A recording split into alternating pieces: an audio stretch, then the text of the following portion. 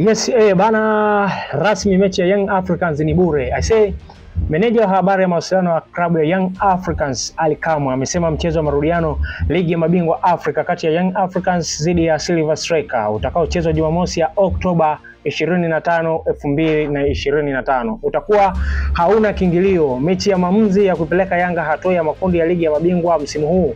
Mechi hii imeondolewa viingilio, majukumu yote isipokuwa jukwaa la VIP A, VIP B yamehifadhiwa kwa ajili ya wageni waalikwa.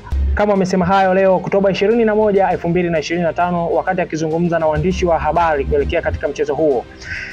Nisisitize ombi hili lililoomba wana Yanga kwa viongozi wao. Viongozi wameruhusu ombi hili kwa wana Yanga. Wewe ambaye si Yanga na ukaja Benjamin Mkapa, kaa ukaangalie mpira na uone Young Africans wakifuzu makundi. Ameongea leo hivyo Ali Kamwe, huyu meneja wa habari ya mawasiliano wa Young Africans. Yanga soka itacheza mchezo huo katika dimba la Benjamin Mkapa kuanzia majira ya saa 10 kamili jioni. Mchezo huo utafanyika siku ya Jumamosi.